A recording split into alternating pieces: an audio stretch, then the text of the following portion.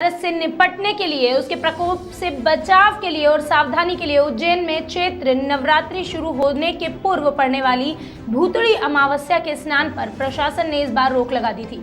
आपको बता दें कि प्रशासन ने एक महत्वपूर्ण बैठक आयोजित की, जिसमें यह निर्णय लिया गया कि अब जब तक कोरोना का प्रकोप जारी है, तब तक शिप्रा में किसी भी श्रद्धालु को डुबकी नहीं लगाने दी जाएगी। सर, भूतड़ी अमावस्या को लेकर प्रशासन ने क्या व्यवस्था की?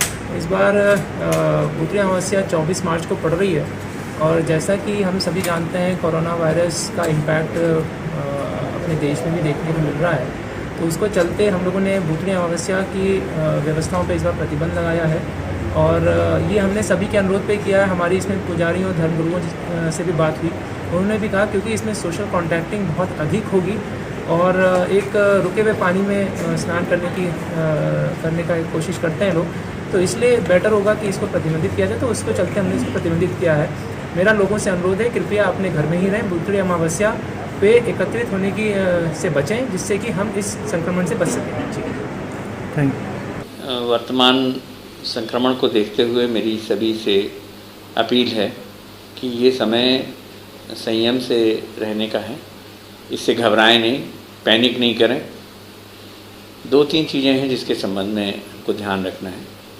एक तो जो सब जगह आप सलाह सुन रहे होंगे कि बाहरी संपर्क में आने से बचें, अपने घर में रहें, सेफ रहें, जब तक बहुत ही ज़्यादा आवश्यक ना हो घर से बाहर ना निकलें। दूसरा है कि बार बार समय समय पे अपने हाथ धोएं। हाथ धोने के लिए आपको महंगे सैनिटाइज़र की ज़रूरत नहीं है, आप जो सामान्य साबुन है उससे भी हाथ धो सकते हैं। हाथ धोने का तरीका है कि 20 सेकंड तक कम से कम आप अपने हाथ धोएं। उससे भी यदि ये खुदा न खास्ता कभी वायरस किसी संपर्क में आया होगा तो वो समाप्त हो जाएगा। तीसरी बात ये है कि यदि किसी को ये प्रतीत होता है कि उसको सर्दी खांसी है, तो हमारी सलाह ये है कि वो हमारे हेल्पलाइन 104 पर कॉल करें। अस्पताल आने की उसको आवश्यकता नहीं है।